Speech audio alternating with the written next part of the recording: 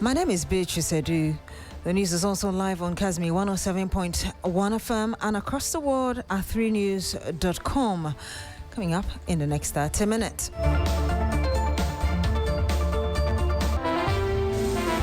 Wontumi seeks bail pending appeal after filing a High Court application to challenge his 20-year conviction. We examine the legal grounds and what happens next.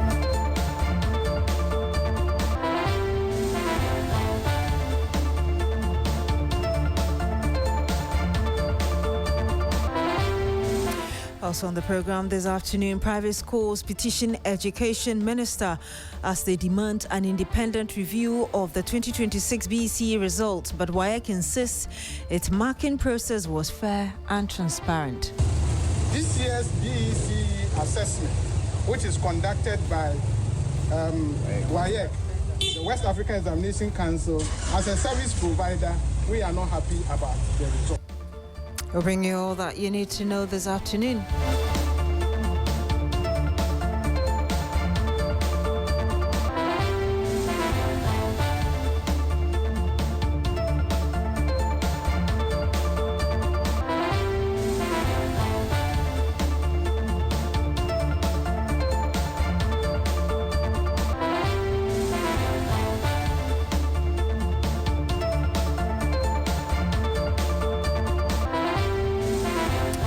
Thank you very much for joining us this afternoon.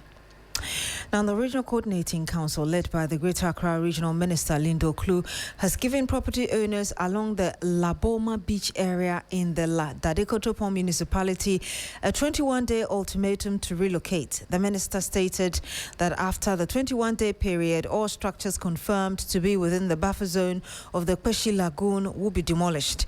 Joseph Armstrong is with the inspection team. He joins us live on the phone. Joe, tell us why this sudden notice to residents to relocate.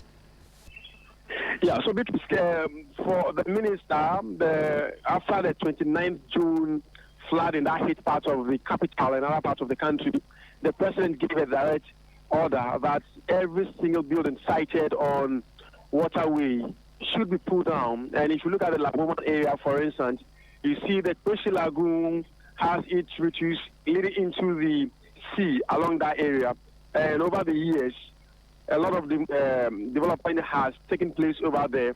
And this reason, the regional minister, led by the Greater Accra Regional Police Commander, the Fire Service Police Commander, and other security personnel this morning went to the place. And what they said they went to do was to assess buildings sited on the waterways. I could count at least no less than some over 25 or 50 buildings that have been earmarked for demolition. But later, the minister said that they are doing an assessment to see which of these buildings are within the buffer area. After 21 days, if any of those buildings are seen to be within the buffer area, they will be put on Beatrice. What has been the general reaction since you entered the place? So that place is quite volatile, where you see these land guards hovering around the area. You could hear from behind you trying to take shots that you should thank your God you came with security personnel would have dealt with you. The mood around that area, the people that believe that the land belongs to them, hence they have the right to put buildings along those waterways. And if not for the security personnel, I'm sure none of the media guys could have stepped foot there with our cameras to take shots. So, well, they will not sound happy about it, but we look forward to see what happens after the 21 days given by the Regional Coordinating Council. Indeed, but there was no confrontation with security officials and those people you call land guards. There was none I saw, but you could just hear them whispering among themselves that go and come again on your own, you see what we'll do to you. But for the security personnel, I did not see any confrontation between them and the land guards, Beatrice. Thank you very much. And that was my colleague Joseph Armstrong Gold. We're currently within the Laboma Beach area where there's an inspection of buildings going on to demolish the ones that are within the buffer zone, as it were, regarding the Kpeshie Lagoon. And we'll bring you an update as and when we have it. Now, convicted Ashanti Regional Chairman of the opposition NPP, Bernard Enchibuesiakon, popularly known as Chairman Wontumi, has filed an application the High Court seeking bail pending the determination of his appeal against his conviction. The notice of motion filed by his lawyer Samuel Atachia Ozoe Achia and Co. invokes Section 96(1) of the Criminal and Other Offences Procedure Act 1960, asking the court to admit Wontumi to bail pending the hearing and determination of his appeal. Chairman Wontumi was convicted and sentenced to 20 years imprisonment after he was found guilty of assigning Akonta Mining's mineral concessions to a third party without prior approval from the minister. Let me just bring you a summary, as it were, of the core argument in the appeal. And it says the whole trial was wrong in law, and the appeal raises substantial, serious and arguable questions of law and fact with overwhelming prospects of success. The conviction proceeded upon grave errors of law which substantially affected the outcome of the trial. The appeal discloses several exceptional circumstances warranting the exercise of this honorable court's discretion in favor of the applicant. And the appeal raises genuine and substantial constitutional interpretation questions regarding Article 1911 of the Constitution. It says the learned trial judge usurped the jurisdiction of the Supreme Court in flagrant violation of Article 132 of the Constitution. And I'll just read the last bit to you, which says, the continued presence of the applicant with his lawyer will be necessary and vital in the successful preparation and prosecution of the appeal. So that's the seeking for bail bits that I'm just talking to you about. And it says the applicant has credible people of good character and sufficient means and substance who are willing, able and ready to stand as sureties for him. Let's speak to Christian Hesimam. He's a private legal practitioner. He joins us live on the phone. Good afternoon to you, sir. Thank you very much for joining us. Good afternoon to you and your listeners. Thanks for having me. Now, Chairman Wontumi has filed for bail pending the appeal after his 20 years conviction, as it were. Legally, what must an applicant satisfy before a court grants bail pending appeal? All right. It's quite clear. The position of the law has been ratified and settled in a number of cases, but key amongst them is what Taylor J. as he then was, and Ulenu as he also then was opined. Now, basically, this leading principle is in the case of Finn and another versus the Republic, and the court took the opportunity to establish, amongst other things, that in quoting what Olenu J. as he then was had said in the state versus Owusu, and in that it laid a three-part test in order for this discretionary power to be exercised by the court, because leading up to that, the discretionary power was a bit difficult for the court in assessing. Now, it indicated that, first and foremost, the bail will not be granted pending an appeal, save in exceptional circumstances. So the court spent a lot of time in dealing with what the exceptional circumstances may be, and further went on to say that the bail will also be granted pending an appeal, save that where the hearing of the appeal is likely to be unduly delayed, having regard to the length of time which must elapse before the appeal can be heard, and the length of the sentence be appealed from. So the court also would look at the length of the appeal. Is it likely to cause delay? If it would not, then the court will not be hesitant to grant an appeal in that circumstance. The court also was minded to look at whether or not in granting bail, whether the court is satisfied that the conviction is prima facie erroneous.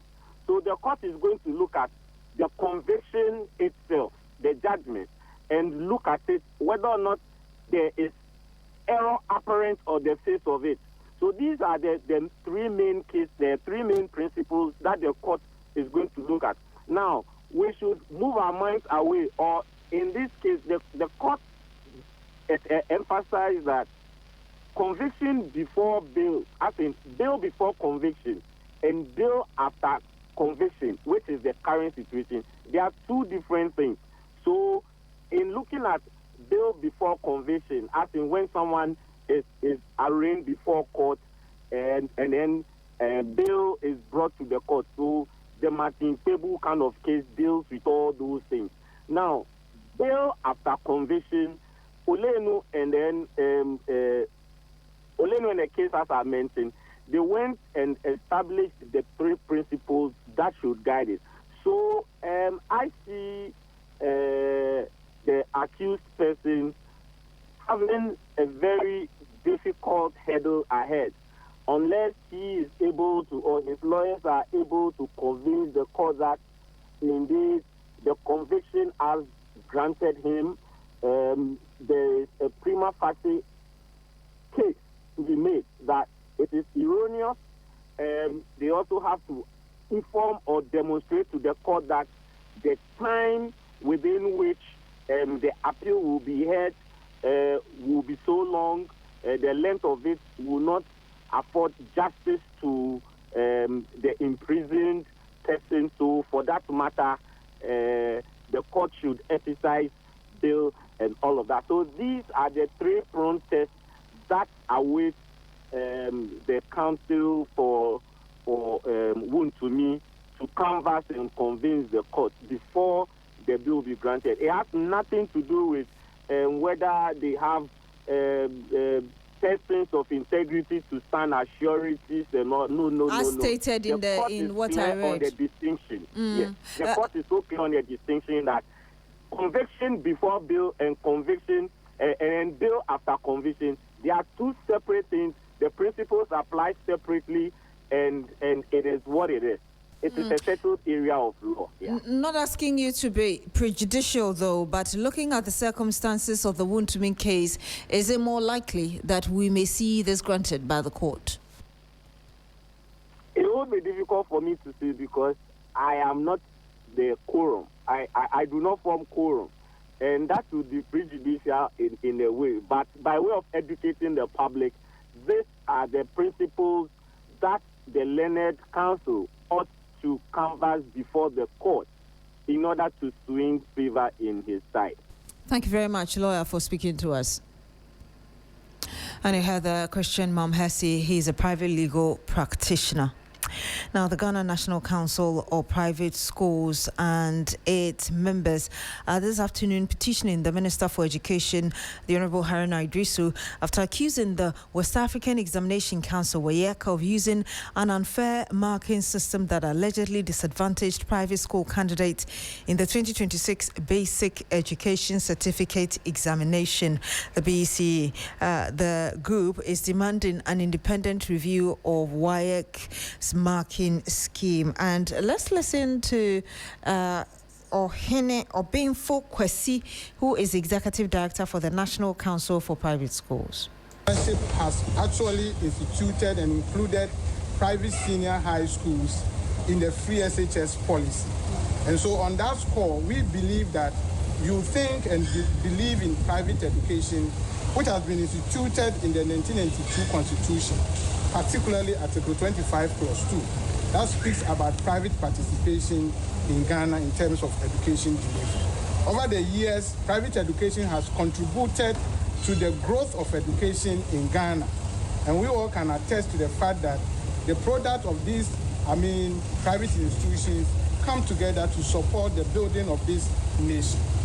This year's BECE assessment, which is conducted by WAEC, the West African Examination Council, as a service provider, we are not happy about the results. Nobody, and want to put it on record, that in terms of assessment, no one is better credible witness to testify the credibility of assessment in terms of our students, because we have been with these students over decades.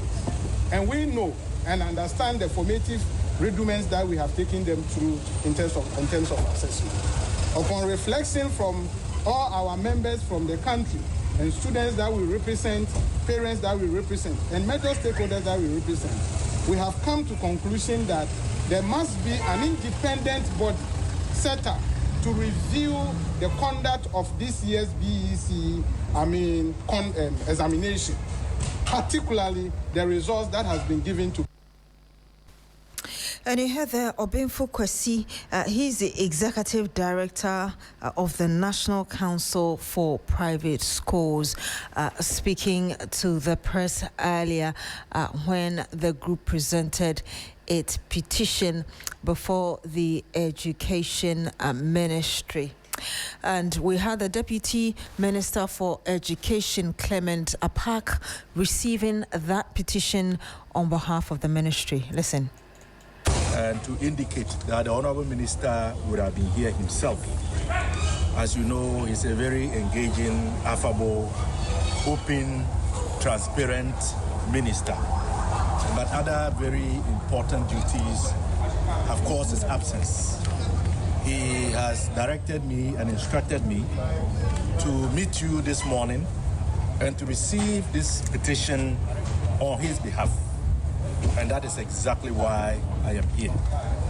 But be rest assured that His Excellency John Dramani Mohammed's government and our Minister for Education, Harun Idrisu, believe strongly in the role the private sector has to play in the very important delivery of education.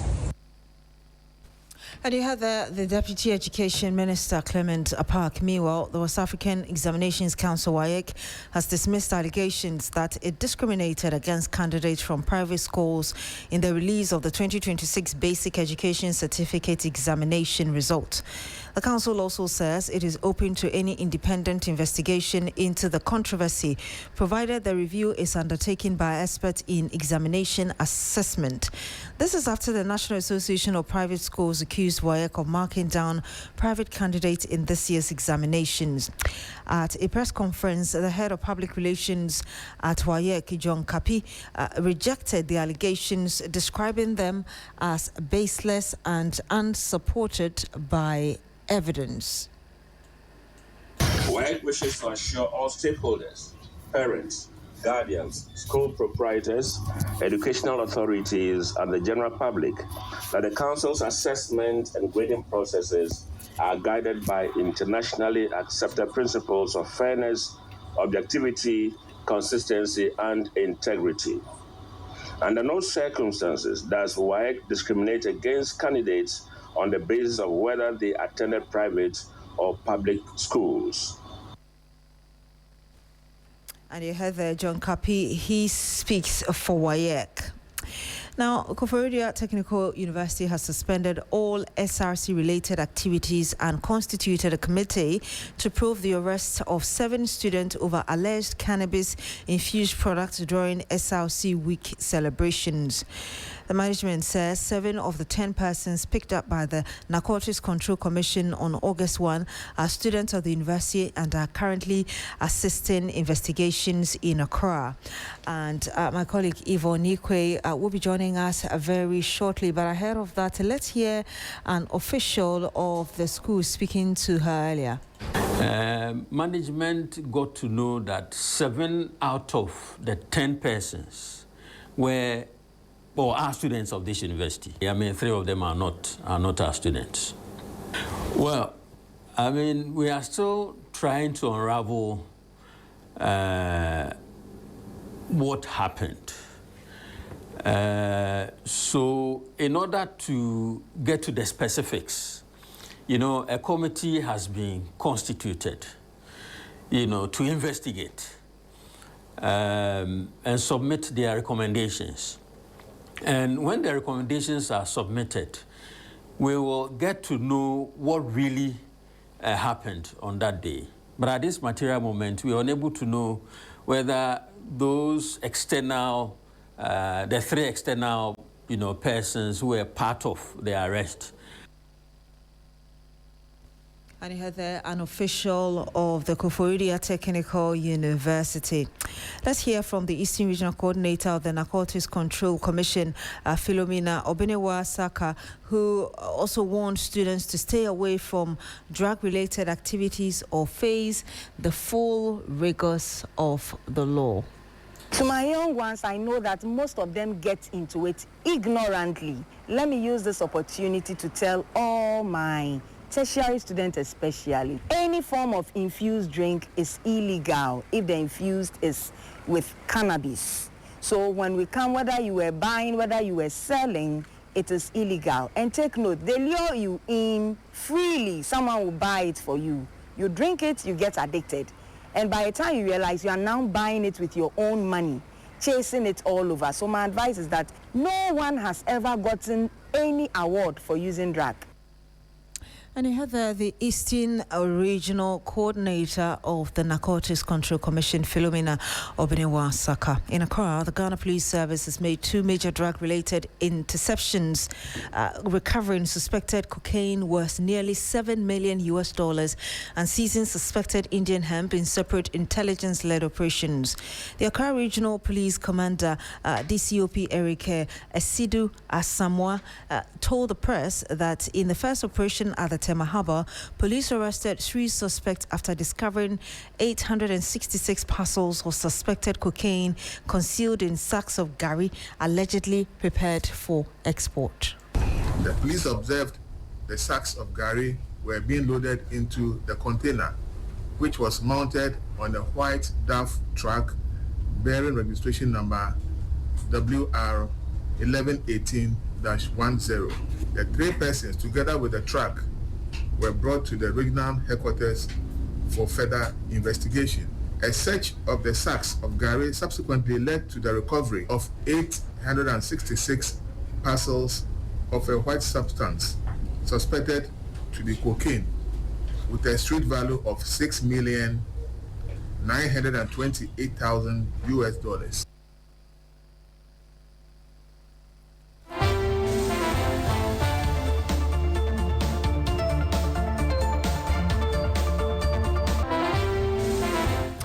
So here on the Midday News on 3FM 92.7, you just heard the Tema Regional Police Commander DCOP Eric Asamoah speaking to the press earlier.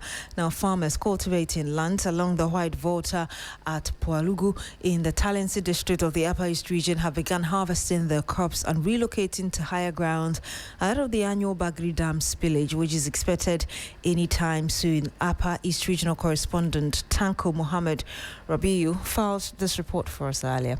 The annual spillage of the Bagri Dam in Burkina Faso has had a significant impact downstream in Ghana, particularly along the White and Black Volta rivers in the Talensi and Boko West districts respectively. The spillage increases water levels in the rivers, resulting in flooding that affect farmland, homes, livestock and critical infrastructure. Ahead of this year's spillage, farmers in Pualugu have already begun harvesting their crops to minimize potential losses.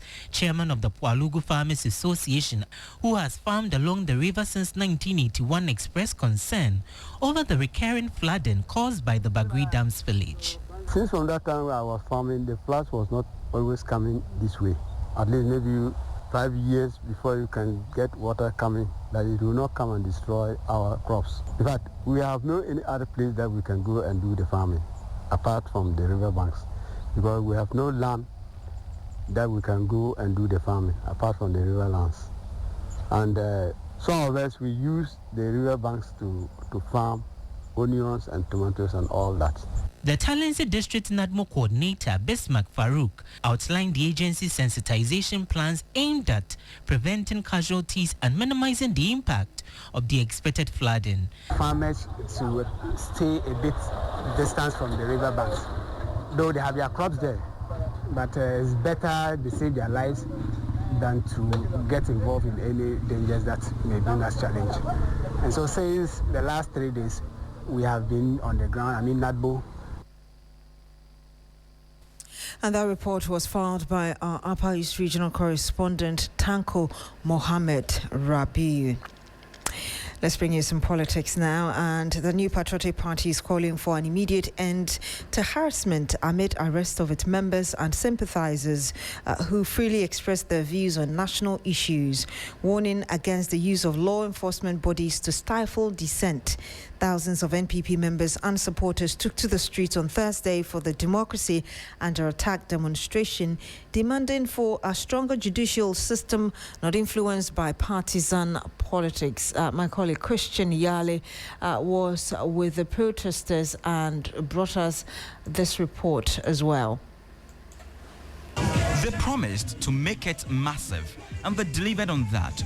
Thousands of members and supporters of the main opposition, New Patriotic Party, overwhelmed the NPP's Democracy Under Attack demonstration. Spirited and unyielding, they first marched to the frontage of the Supreme Court to present a petition for the Chief Justice. Through the Yoko stretch, they headed towards the National Theatre area, but they would change direction for a different route. Stop here! The NPP says it is worried about the selective use of justice, noting what it describes as the fast-paced trials for persons in opposition. You now turn around and we're arresting people. And we don't say you shouldn't arrest people, but there should be decency. We just want to remind that no dictator emerges from nowhere and foists dictatorship on the people. It starts gradually.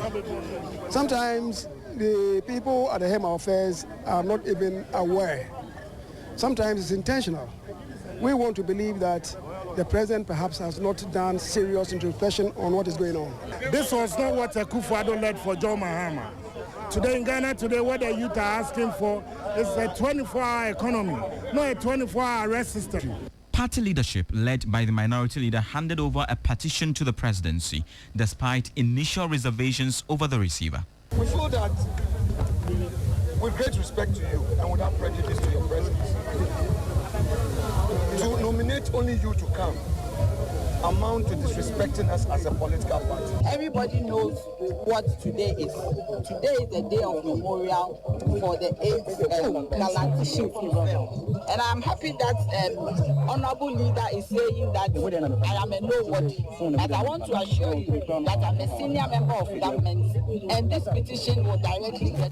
Christian Yali brought us that report yesterday from that protest. Let's speak to Haruna Mohammed. He's Deputy General Secretary of the Opposition NPP. Good afternoon to you, sir. Thank you very much for joining us. Hello? Hello? Mr. Mohammed, can you hear us? Good afternoon. Good afternoon. Thank you for joining us. Thank you, Beatrice. Just one question, though. Yesterday, when the MPP embarked on the protest, there were a lot of criticisms from particularly the government and other individuals that it was a national day of mourning, and the MPP chose to have its protest on that day. In addition to that, people have also been concerned about how the minority leader, Alexander Apenyo-Markin, described Nanaya Ajanto. How do you respond to all of these? Thank you very much. I would like to say good afternoon to your cherished listeners and those of your listeners following you over your social media handles. It is very interesting that after the demonstration happened yesterday, we are getting interesting conversations from that. With respect to the first issue, where people are talking about the issue of the demonstration and the National Day of Mourning, it will interest you to know that if you ask the larger population of the citizens of Ghana, many people will not even be able to remember any announcement of a National Day of Mourning in respect to the fallen heroes of our dear country. But what is official for all of us to know is that the MPP as a political party issued a statement to that particular effect with regards to the National Day of Mourning and sympathizing with the family, and also we also sent the national, the chairperson of the National Council of Elders of our party, Honorable Hagman also Ajiman, who was participating in that particular event. We also sent Honorable Abuna Osaya Tari, who represented a minority. They represented us at the National Day of Mourning. With regards to the mourning, nobody can choose for us as to when we do our demonstration. Once we mourn with the people, we are at the liberty, at the behest of the Constitution of the Republic of Ghana, to demonstrate legally, to drum home our point. The National Day of Mourning Day could be the day that we expected the people to even listen with the sorrowful nature of what has happened. But the people have demonstrated to us clearly that the Ethiopia syndrome is still in them, and they will not listen, because the Deputy General Secretary of their party, who is also a Deputy Director of Operations at the Presidency, says that they will not even read the petition. And we preempted this before. So we carefully selected that particular day without any emotional attachment to those who have lost their lives. Forgive me, for the sake of time, are you able to respond to the Nanaya bit? Well, with respect to Nanaya Agentua's aspect, yes, I hold the same view with the minority leader. You see, if Nanaya Agentua was a former General Secretary of the NDC, standing there to receive the document on behalf of government, nobody would have complained within the party. This is a national party that is making a presentation to the government of the Republic of Ghana, which is an NDC government. You know that Nanaya Agentua lacks principle, and she has two fees. So, Mr. Mohammed, respectfully, I do not think that you can use those words to describe. How do you mean that she lacks principles? Because her principality depends on the political party. Would you like to withdraw and apologize for that? Please. What withdraw? If we have always told even the somebody who is not even here, who is not even. The NDC. Mr. Mohammed, you're describing somebody who is not even here. Already yesterday, the minority said that he expected somebody else to come than only her, and you are here describing her as lacking principles. I do not think that it is fair to do that, and I'm giving you the opportunity to retract and apologize. Not retract it, because that is my point of argument. So it means you disagree with the people who think that how the minority member, the minority leader addressed there was wrong. It was disrespectful. It wasn't wrong. To her. It was a collective decision. I said so, and I said that it was disrespectful to allow Nanaya Agentua to take a petition from us, looking at the nature and the government of the presentation that we were making. I think it was an attack on the petition that we are submitting to the presidency. And I stand by the minority leader. We've run out of time. Thank you very much for speaking to us. And you heard Haruna Mohammed. He's Deputy General Secretary of the MPP. Coming up shortly is Business Daily with Michael Okudu. Thank you for staying with us on the Midday News on 3FM 92.7. My name is Beatrice. Log on to shrinews.com for more news.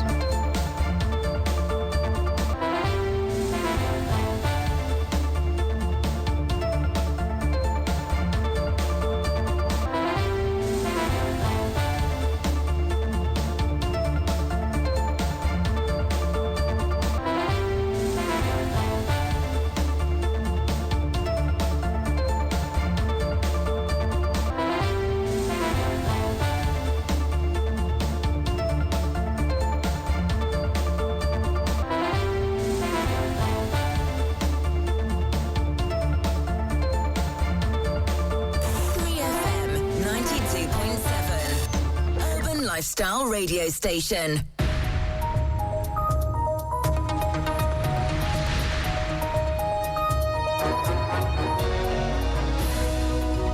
Hello there, good afternoon and welcome to Business Daily on 3FM 92.7. Coming up, Afrobarometer report reveals strong African support for free trade despite low public awareness of AfCFTA across the continent.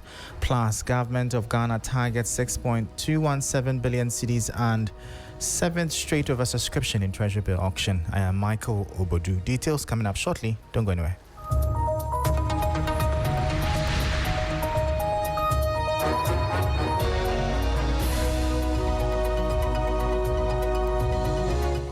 Thank you so much for your time. A new Afrobarometer report has revealed a major gap between Africa's growing support for free trade and the awareness of the African Continental Free Trade Area AfCFTA. The study found that while nearly 2/3 of Africans favor expanding international trade to create economic opportunities, only 13% of citizens had heard of the continent's flagship free trade agreement. Even in Ghana, which hosts the AfCFTA Secretariat, awareness stands at just 17%, raising concerns about the level of public engagement with Africa's biggest economic integration project. This report has the details. The 2026 African Insights Report, based on surveys conducted in 38 African countries, found that only 13% of Africans have heard of the AfCFTA, despite it being one of the world's largest free trade agreements. In Ghana, which hosts the AfCFTA Secretariat and was among the first African countries to ratify the agreement, public awareness. In Ghana, which hosts the AfCFTA Secretariat and was among the first countries to ratify the agreement, public awareness stands at just 17%. Despite this, support for free trade continues to grow. 62% of Africans believe governments should make it easier to trade with other countries to create economic opportunities, up from 51% 5 years ago.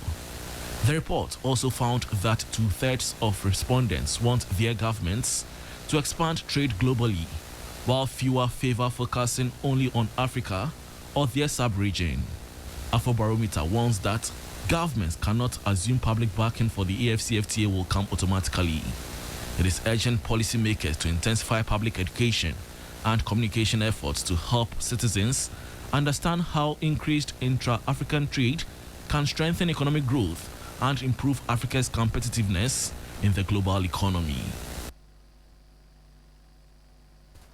And that was a 3 Business News Desk report. Now, the latest data from the Ghana Statistical Service gives Bank of Ghana more room to maneuver as it watches macroeconomic stability and market conditions for next policy rate decision. The GSS figures show the country's year-on-year headline inflation cooled to 4.6% in July 2026, dropping 0.7 percentage points from the 5.3% recorded in June. The drop defied market expectations following 3 consecutive months of upward pressure on consumer prices. The July inflation rate signals Ghana's disinflation process has returned after a 3-month streak of rising price pressures. Food inflation slowed to 3.1% from 3.9%, easing pressure on the family shopping basket. Government statistician Dr. Alhassan Idrissa noted the slowdown was driven mainly by lower food price growth, which offset broader inflationary pressures. Prices are still rising, but more slowly. Month on month, prices rose by 0.1% between June and July 2026. Non-food inflation, meaning everything else apart from food, was 6.1%, down from 6.3%.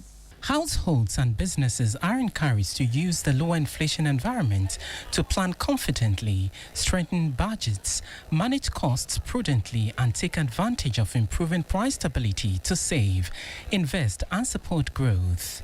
Watch your service bills, including transport, rent, and school fees, most closely, because service inflation is still high at 8.5%. Compare before you buy. For businesses, price your goods and write your contracts on the official inflation rates. Lock in supplier arrangements while imported inflation is 2% in July 2026.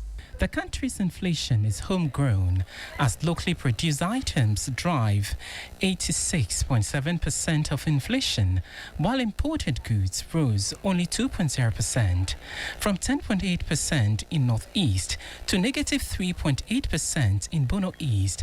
The cost of living differs sharply by region.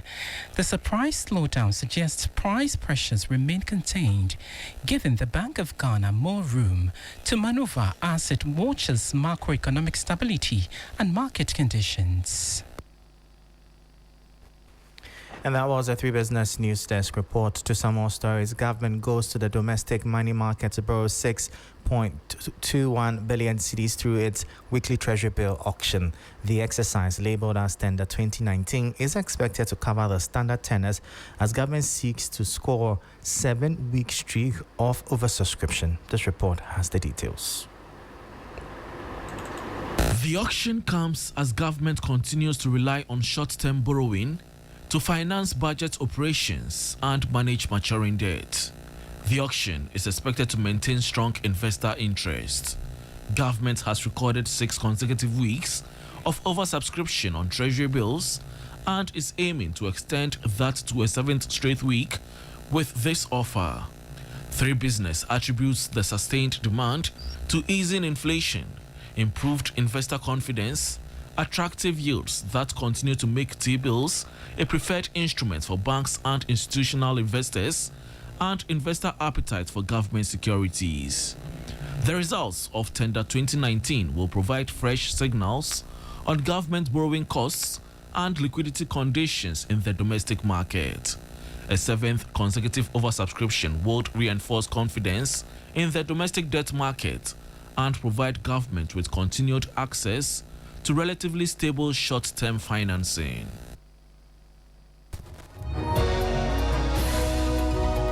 And on that note, that's how we end today's edition of Business Daily here on 3FM 92.7. For more stories, kindly check out our website. It's 3news.com/business. I am Michael Obodu. Thank you for tuning in. As always, please stay safe.